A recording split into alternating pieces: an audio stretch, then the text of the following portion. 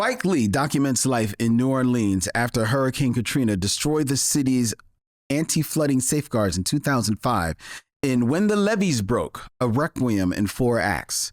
In the film, New Orleans residents tell their stories and vent their anger, some calmly, some with unbridled rage, at the callousness displayed by their local, state, and national leaders. Survivors share their own heartbreaking tales, leveling charges and challenges at the officials who failed to protect their lives, their homes, and their city.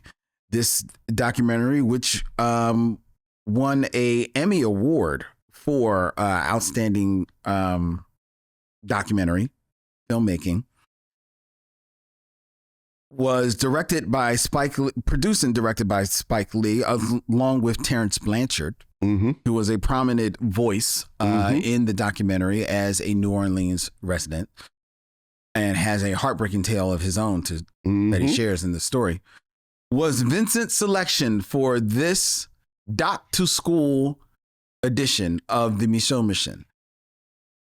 Vincent, what say you of When the Levees Broke?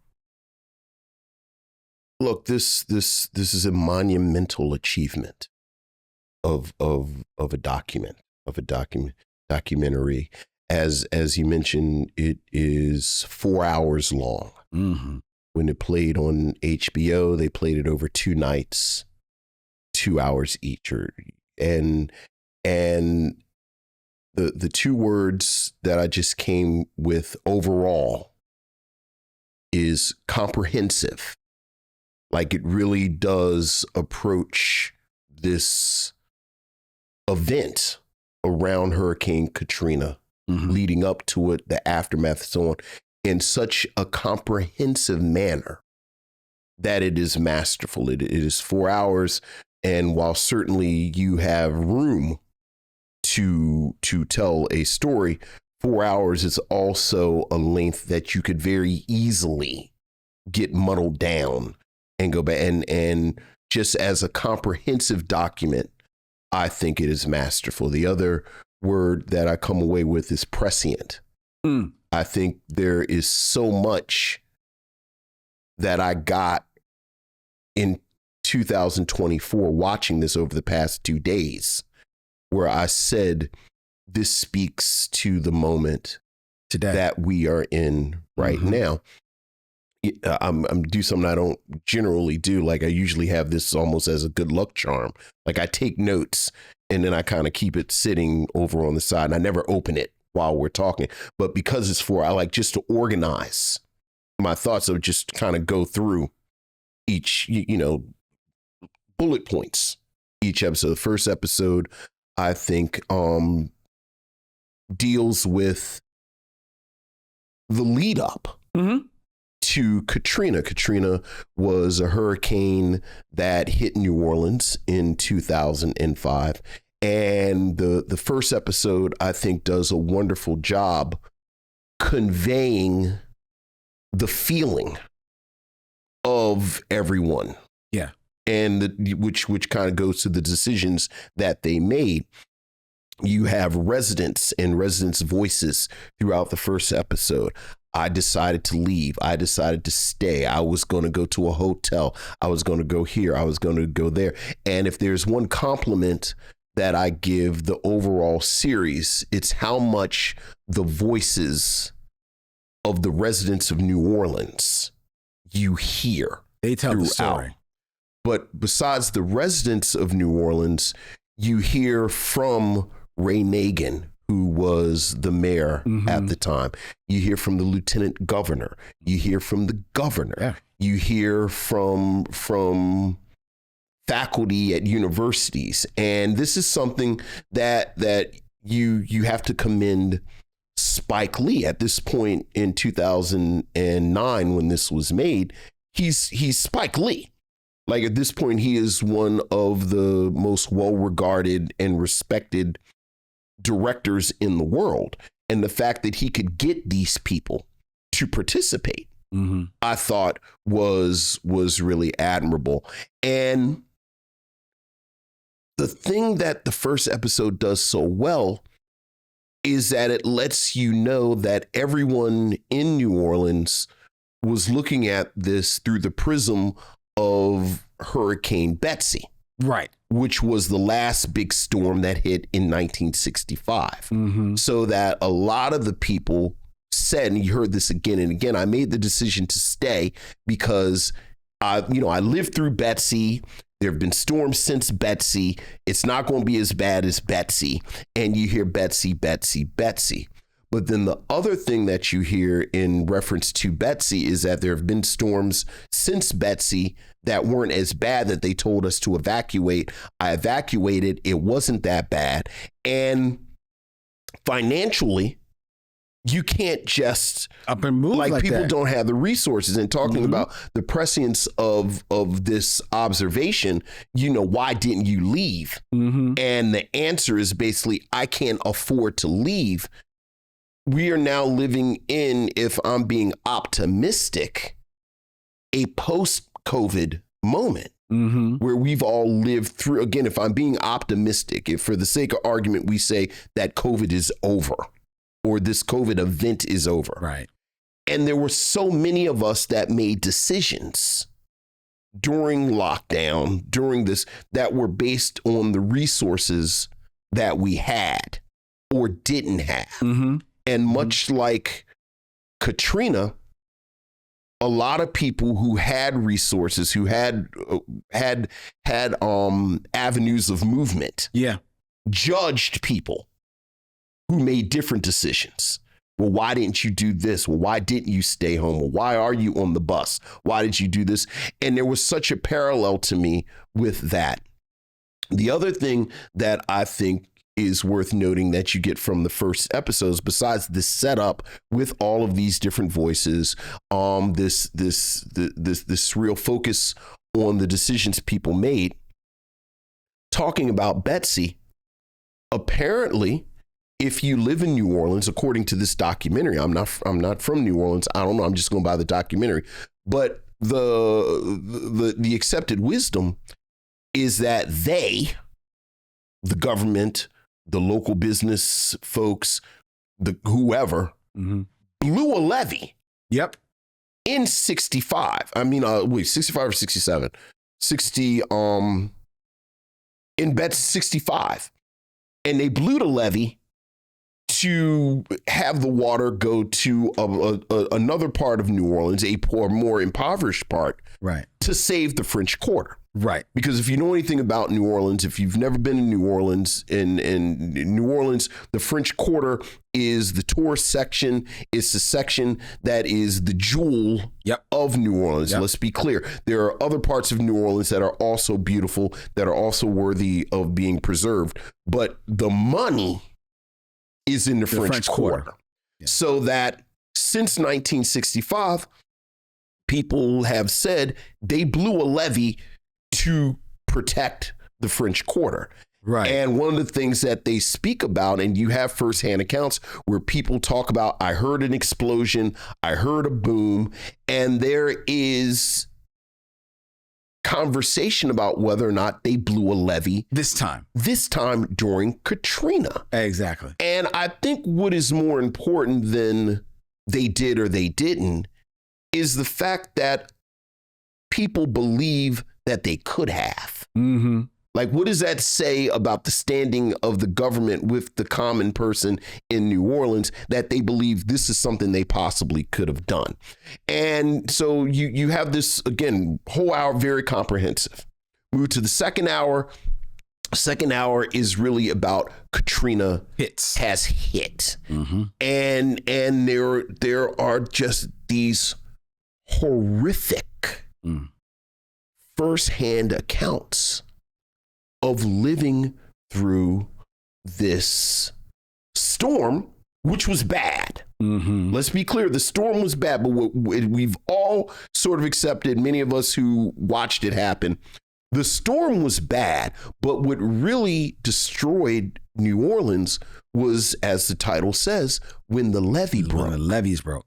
And then the flood water came. And this is when people were trapped in their houses. This is when people were power goes out completely. This is when you start to hear everything from the Superdome, because part of the decisions that people make in the first episode that, don't have the option to stay in a hotel, to leave town. When the New Orleans is ordered to evacuate. Is that, well, we'll go to the Superdome, which the Superdome, they have this grading system they call category, for a hurricane. And apparently Katrina was a category 5 hurricane. And at this time, the Superdome was the only building in New Orleans that was category 5 proof. Right. Which, let's let that sit there for a second. That in the city of New Orleans, the Superdome was the only building that was category 5 proof. This is coming from the city officials. So in episode 2, where things start going really badly, this is when people are trapped in the Superdome. This is when things go, during the fog of war, you have the police commissioner on, and they talk about the police commissioner is the one who started the disproven stories.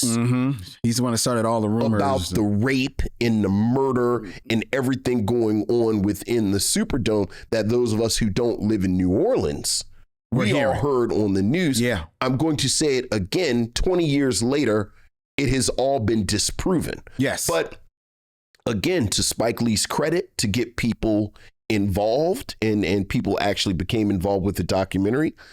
If you want to give credit to the police chief who started it, he apologizes. He's right there. And he says, again, it was the fog of war. No one was communicating. I had heard he was getting misinformation. The misinformation I got was that my daughter was in danger. And that was the emotion I was under as I was talking at the time. And talk about, the prescience of the documentary and again, how it connected to me now. There's the documentary is made in 2009. Katrina happens in 2005. So this is 5 years later. Well, it's released in 2009. I'm sorry, he made it right, 2006. I'm sorry, made it 2006. So a couple of years later. Right. And there are these moments throughout the documentary where people are talking about what happened. But, they're in a studio, it's Spike Lee, it's a camera crew, and people start breaking down and crying and remembering. And it made me think about, look, we were on lockdown.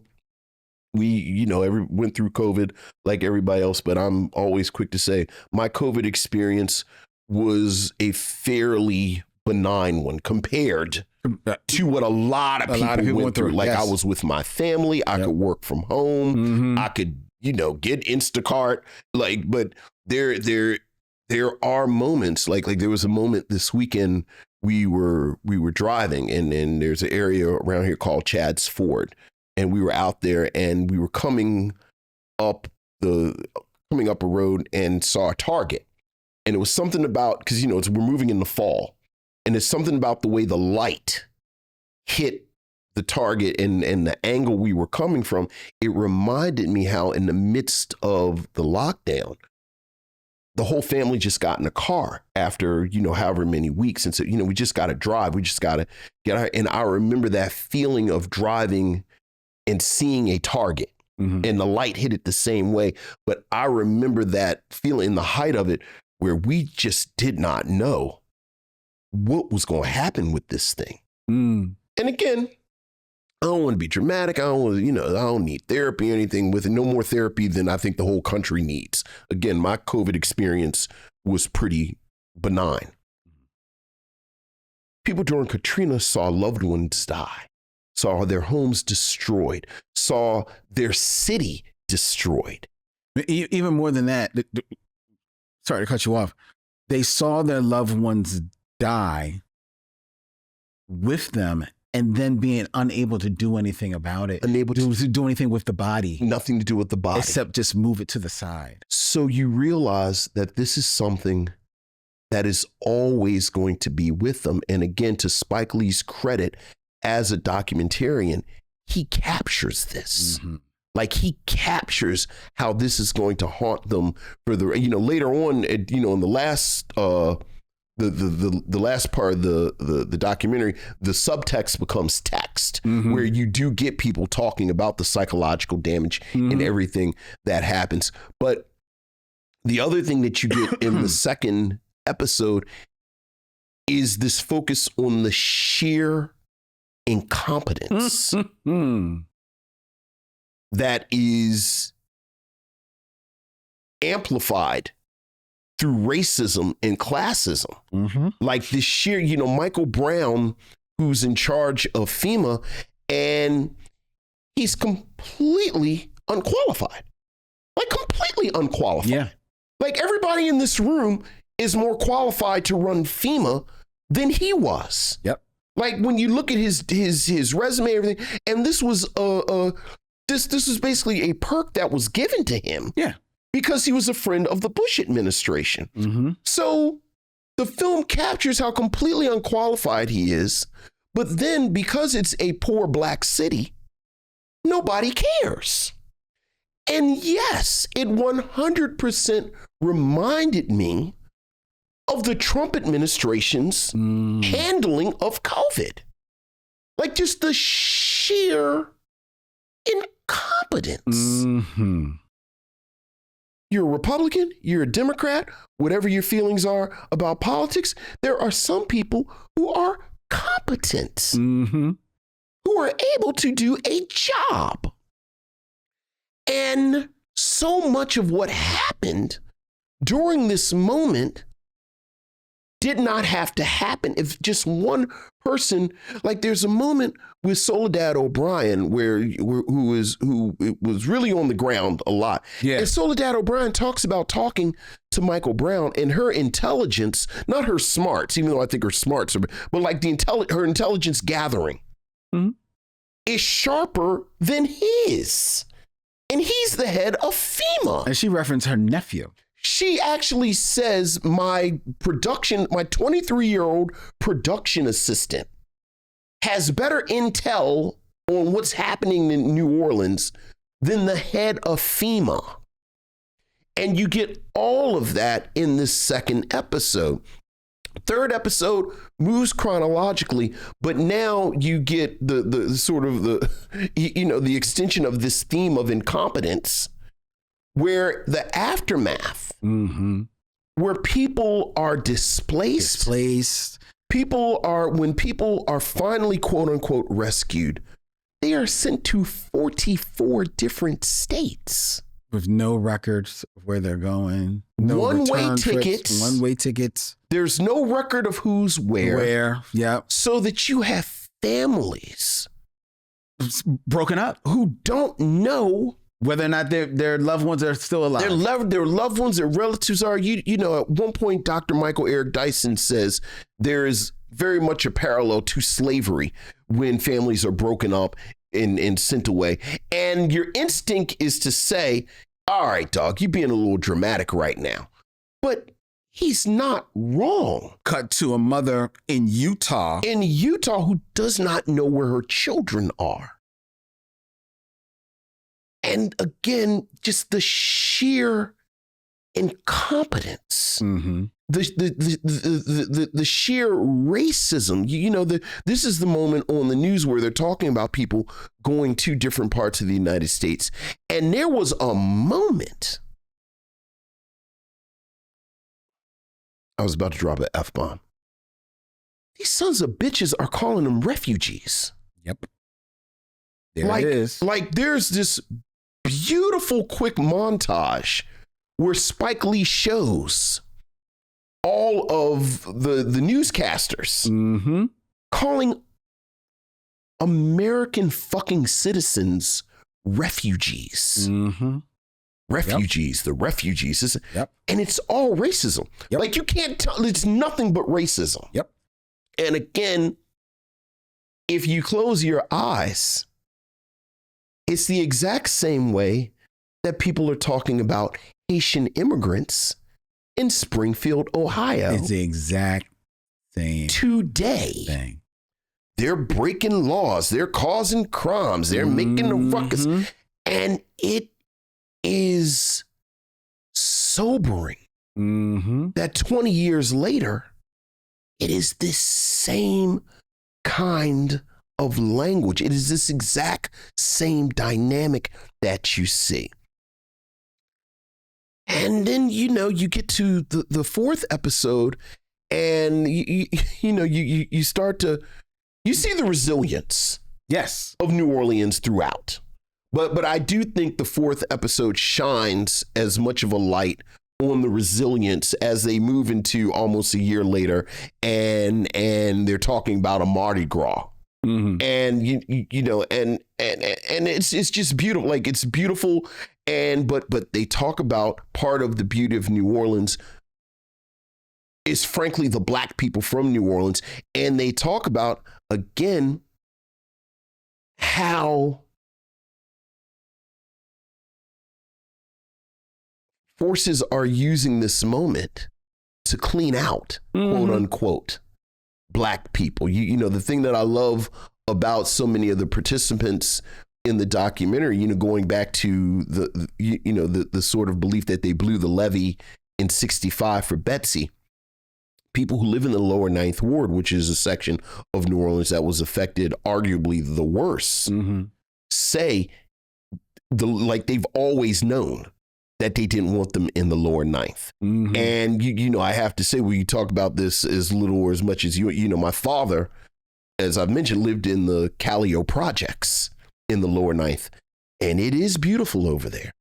And it is right on the water. Mm-hmm. And you completely understand why developers want that land, would not want these poor Black people over there. But I love the fact that on this documentary, they talk about it. And you and I were talking, I just sort of have watched this stuff over the years, and I was so happy that frankly the fuckery of the insurance companies was caught on this documentary, where the actor Wendell Pierce tells this horrifying story. Oh my God! Of how his father, a World War II veteran, who paid his mortgage, paid off his house, paid his insurance for 50 years. 50 years, never missed a premium. They gave him nothing. And you we've all heard the okey doke story where the insurance company said, well, the hurricane didn't destroy this. This was the flood water. Mm-hmm. And you didn't have flood insurance. Mm-hmm. That's the okey doke many of us have heard. But in the case of the Pierce family, they actually had flood insurance. But even with that, they got $640. Yeah. And that's before you subtract the premium that they have to pay, and so on and so forth. And then the fourth episode is, again, where the subtext becomes the text, where you have therapists and psychologists and people, and they talk about the trauma that the denizens of New Orleans have gone through. So that, I feel like I was talking a long time, but it's 4 episodes. This is a monumental achievement. Like you said it, and I say it all. Spike Lee is without a doubt my favorite filmmaker. Mm-hmm. I will, famously, I put his first 5 films up against anyone's first 5 films. I think Do the Right Thing is in the top 10 of the greatest American films ever made, and it ain't bringing up the rear. Mm-hmm. I think Four Little Girls is a documentary that has made me angrier than anything. Mm-hmm. I think his Michael Jackson documentary is the best Michael Jackson documentary. This Is It as a concert film, and I like it better. But as a documentary, I think Bad is the best Michael Jackson documentary. But I think When the Levees Break is the most important thing Spike Lee has ever done. Yeah. Yeah. Well, I second everything that you have said. So I'm not going to go. And you touched on a lot of the moments in the documentary. It's a monumental achievement. It's a mesmerizing, haunting documentary. I mentioned Terrence Blanchard, also co-producer on this, and Terrence Blanchard, the noted musician, and his music is all throughout this, lending just smartly. It's not overdone. Spike Lee has a habit sometimes with some of it's more his fiction work, to me, for the music to be a little bit overpowering. But this one, the music it's very artfully laid in, selectively and smartly laid in, and it just adds to the drama, the intensity, the mood that these scenes want to set. And then Terrence Blanchard's story of there's a moment, like I said, he is from New Orleans. He returns in the 4th episode to New Orleans with his mother to her home. And it is a home that for the most part remains intact. There is damage from the storm on the outside. Sure. But once you cross the threshold and go inside and see how the kitchen is now in the living room and the pictures are off the wall. And when his mother breaks down inside that home, so tough, because that was her whole life. That was his life too. But that's what you worked for. Yeah. That was your slice of the American dream. Your slice of American dream is to be a homeowner, that there is a part of America that is yours and it is now gone. And you feel like you have ensured yourself that if it's going, like maybe you might be able to get some type of monetary, recompensation for that, but nothing will replace the memories. You look at the furniture and stuff, but it's when you realize that the pictures are gone. Yes. It's when you realize that the favorite books, the eyeglasses, those real personal things. That's when that's when it hits down, and that's a very, very hard moment to take in. The other thing, you didn't touch on it, but Spike, he is unflinching with his eye in this. Yeah.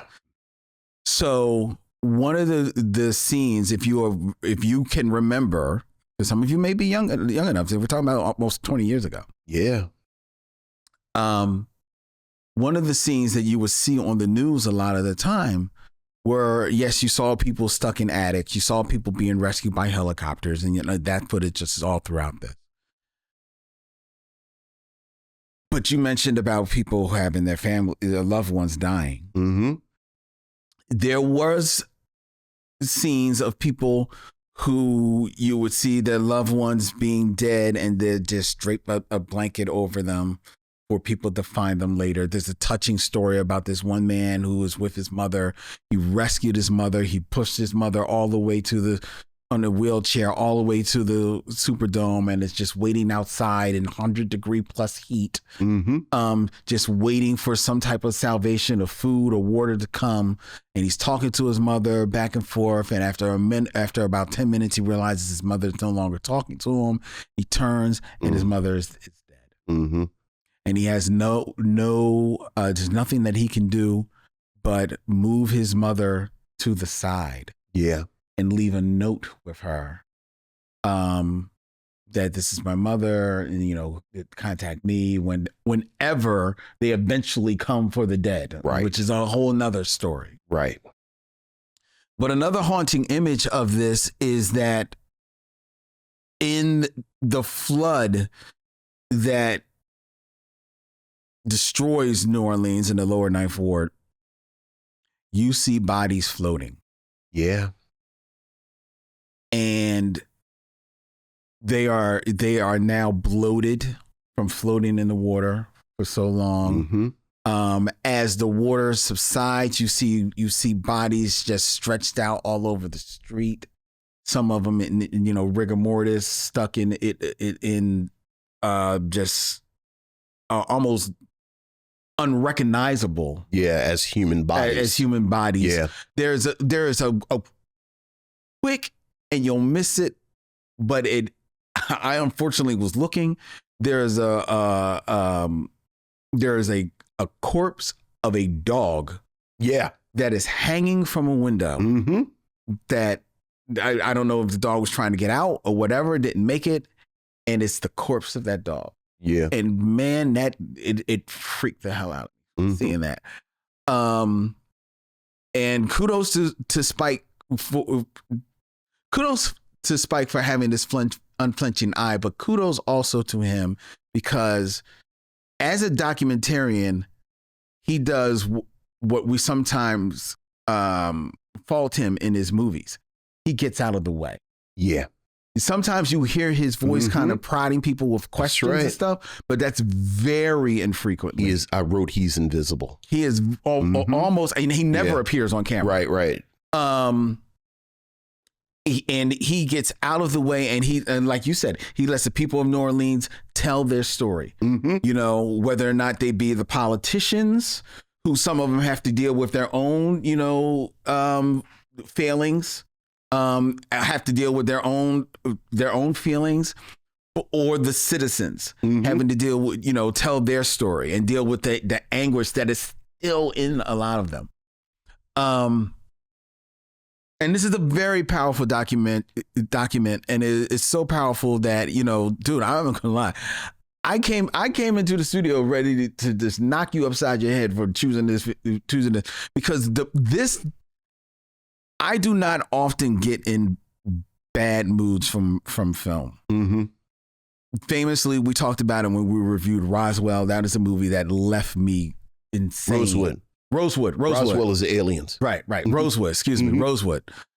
When we reviewed Rosewood, I remember watching it in the theaters and I had to detox from white people for 24 hours. And it was the same after we watched it again.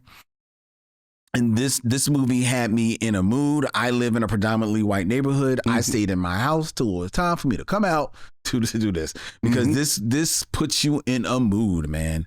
And because yes, it's predominantly black people that were affected by this. There are more than a few white people in this movie. In this documentary that are affected by this as well. But some of them let their, Dixie flag fly. I'm thinking about one particular guy who lets the N-word drop out very casually from his mouth. The politicians from the doofus looks on their faces. You talk about Mike Brown. We could go on and on about George Bush. Yeah. We could go on about about his mother. And how stupid she comes off. My God. Talking about how people they seem to enjoy being dipped, that they're find themselves now here in Texas. What did she say? It's an upgrade for them? It's an upgrade for them, and and I've never seen so many happy faces or words to that effect. Says this in the news. I mean, it's footage of it. Like it's footage of her just saying these words. Goodness. So. Yeah, man. And you're right. When they drop that refugees, you can't help but think about how they are demonizing, the Haitians now. And dehumanizing. You're right. Othering and dehumanizing. Americans othering Americans. Look, never mind that it shouldn't be done at all. To anyone at all. Right. To anyone at all. But the fact that these are Americans who have been moved to other states, they didn't want to move. They did not want to move. Yes, there are some who moved to other states and because of were able to rebuild and make a life for themselves, but they still were starting over from ground. The bulk of them did not want to move. Yeah. There's this one boy was talking about, I just want to go back home. I want to go home. I want to go home to New Orleans. Yeah. There's this one woman who they cite throughout all four parts who talks about her mother's here, her sister's in Houston. Oh yeah, Phyllis. I am here in New Orleans. I am staying in New Orleans. She gets a FEMA camper. She's going to make the best of her FEMA camper. She is not leaving. It's a powerful document. Yeah, the great Phyllis LeBlanc. Right. Because she's a personality. She actually becomes a bit of an actress because she's in Treme. Yeah. Yeah. So it's a very powerful document, and I will also say that while this is a requiem in 4 parts, it is 4 parts. It is long. It is, for the sake of this, I don't know how you watched it. I watched this all in one sitting. Oh, I would not recommend you watching this in one sitting. You are a madman. Because it puts you in your feelings. It puts you in your feelings. Oh my God. You watched this 4 hours straight? I watched it 4 hours straight, man. I was going to tell people watch it an hour at a time. That's what I was about to say. Because I watched it in 2-hour chunks. And, you know, to your point, it got, when Wendell Pierce was talking about his father, and this was after that, and this is one of the hardest things I think I've ever watched.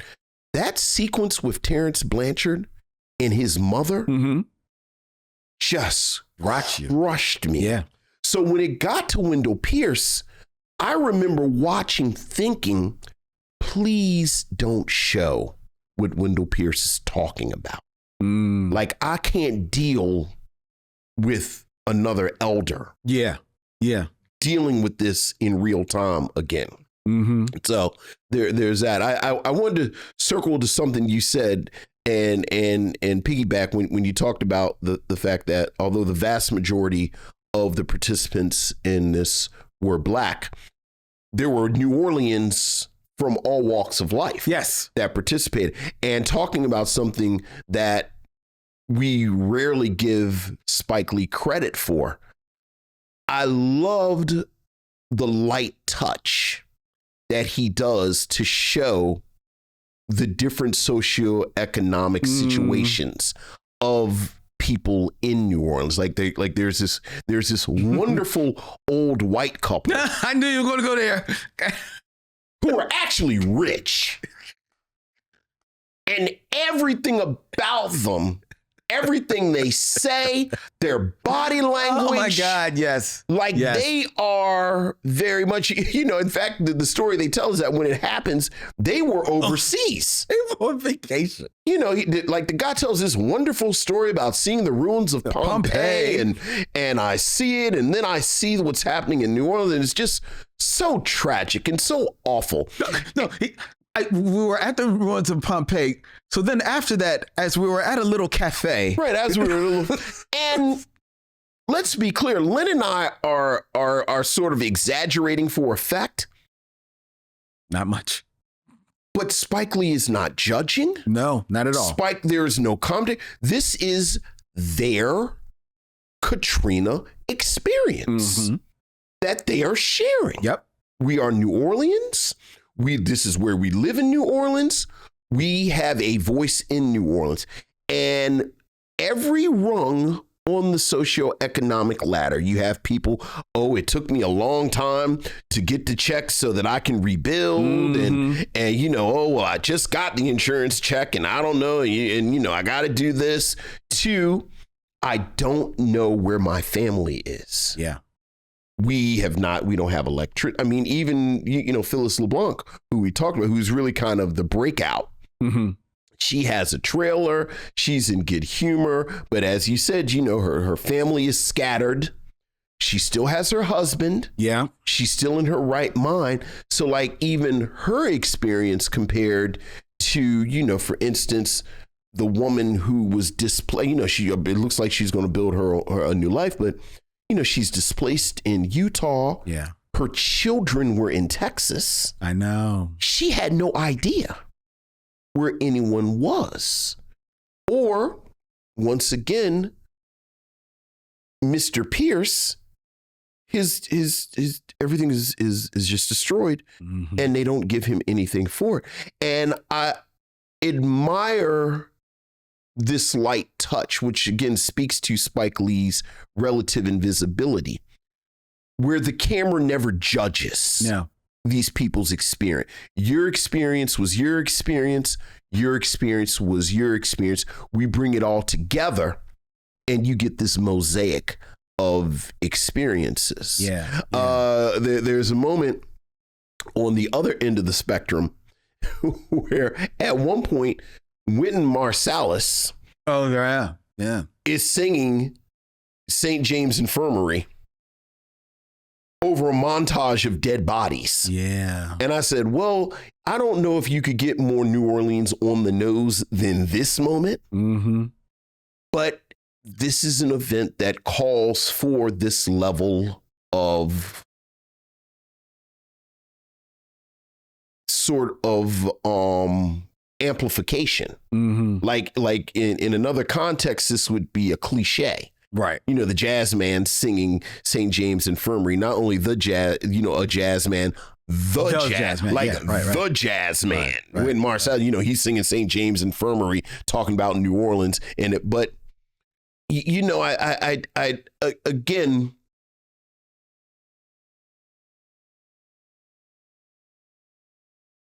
Spike Lee capturing this, like just the fact that he captured it, I think is worthy of achievement. You know, the fact that he's Spike Lee, you get all of this participation, even to the point where you get this the infamous or famous footage of Kanye West saying George Bush doesn't care about black people, and you're like, oh wow, that was a historic moment. I remember that historic moment happened, but then Kanye West himself participates in the documentary. It was a different time.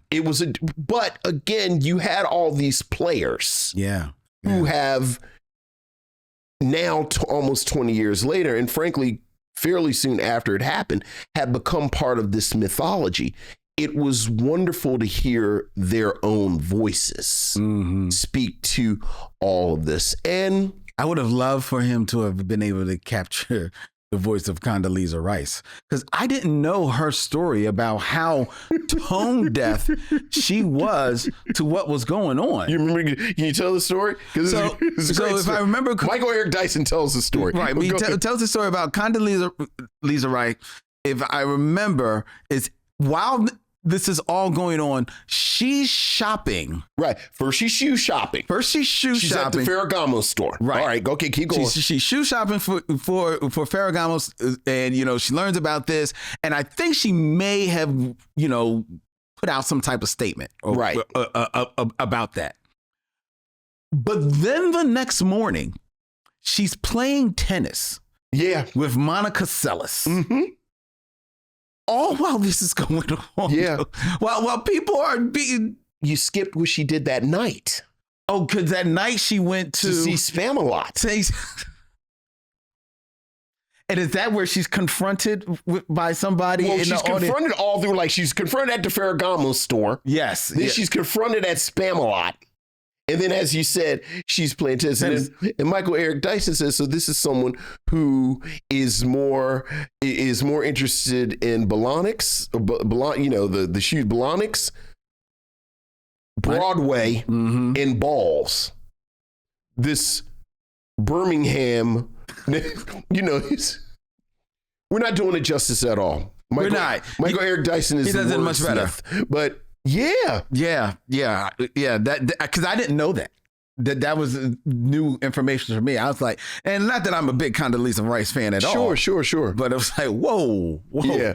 Oh, you'd hope that the sister in the administration. Look, man.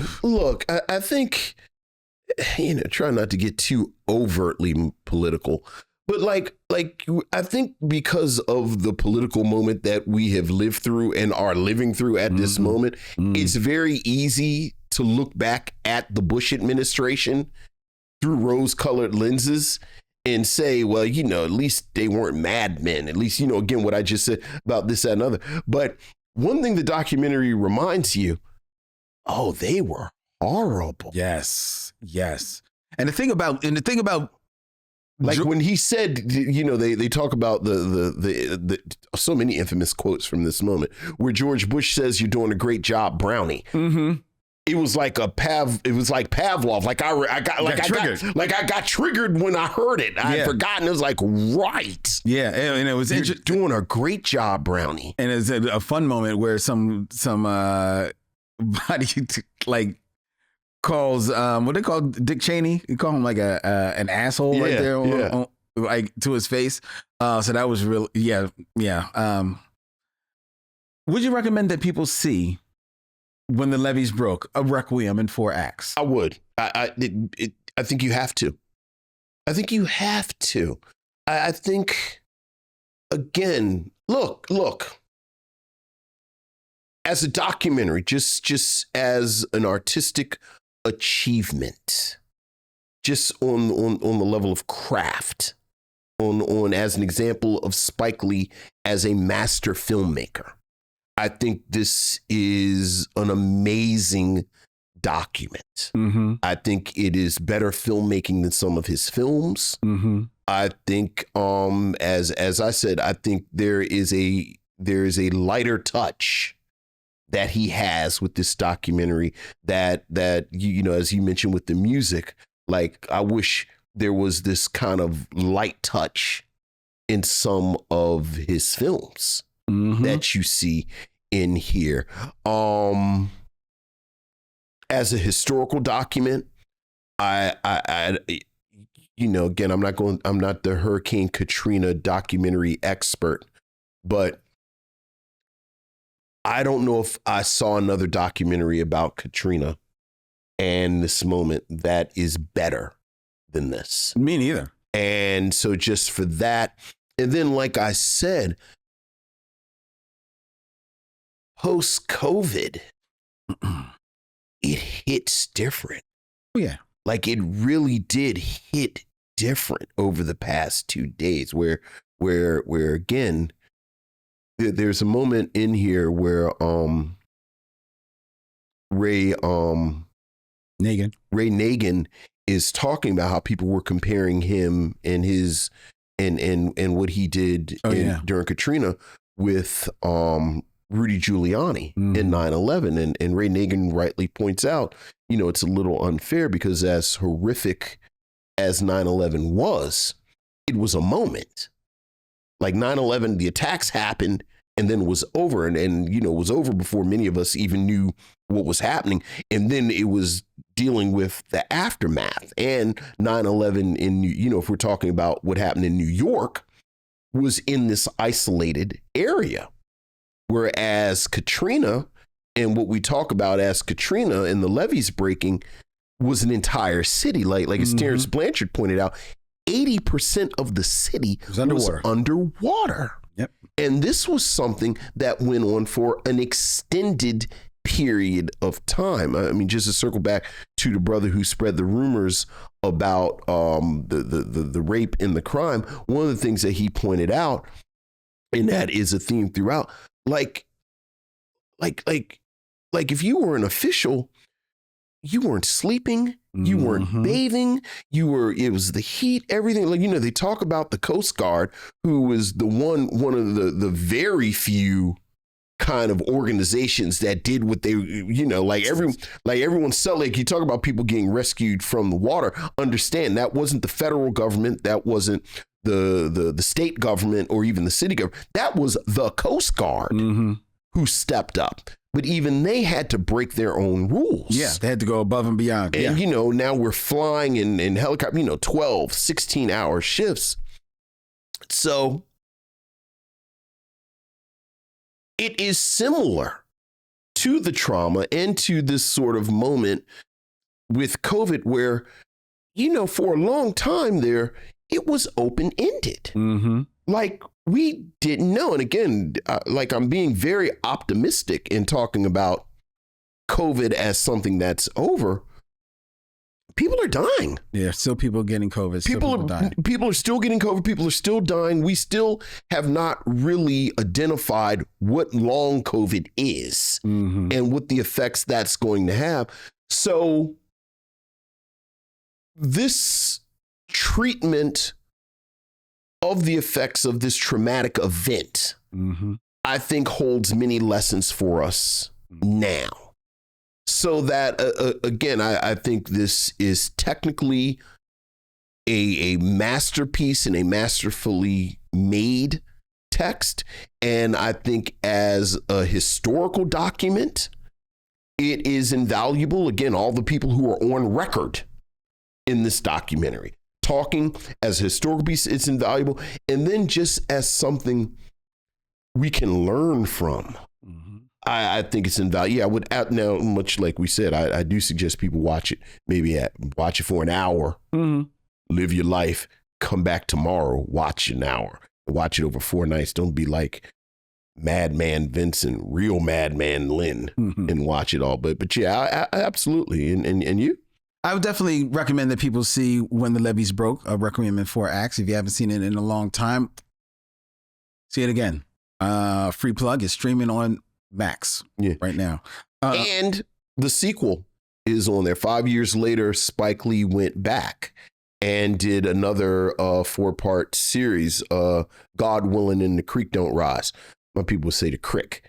My people would say God Willing, the creek don't rise. But your people not, all New Orleans. Yeah, but yeah, God Willing, the creek don't rise, which I did not start because I didn't want to get that mixed up with what was in here. But I'm going to revisit that as well. The only other addendum I would add is that I think there should be some type of movement in much of the way that we commemorate 9/11. Yes. For the event that it was. Yes. And I can see in the not too distant future the way that the COVID pandemic will be commemorated. March 20th is already a day. Was it March 20th, I think? That sounds right. That was a date. I think that Hurricane Katrina and what happened is something that should be remembered. It should be commemorated. Well, it's so. And I think in New Orleans, I wouldn't be surprised if it isn't already. That's what I was about to say. You and I have both been to New Orleans since then, and we've been fairly recently. You went last year. 2 years ago. 2 years ago, and I went a couple of weeks ago. And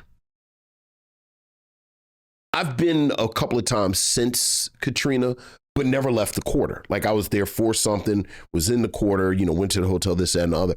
And when I went back a few weeks ago, it was the first time since Katrina that I went outside the quarter and drove around.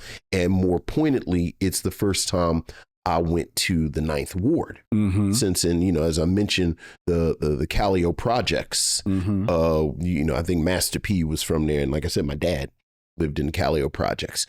And they're gone. Yep. Callio projects are gone. And it's mixed income housing there now.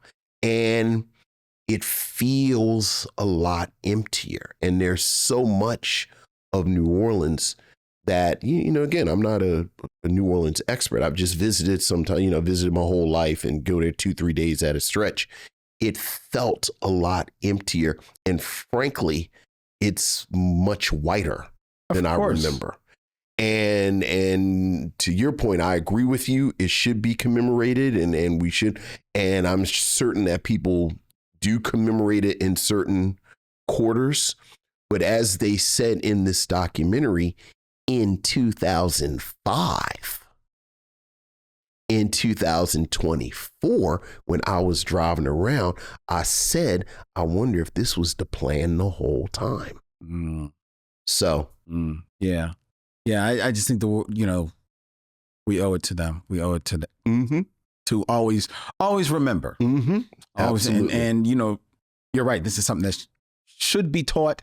And if it's not taught as a part of a curriculum, then you can make it a curriculum in your home. Absolutely. And teach your children. Absolutely. They should see this.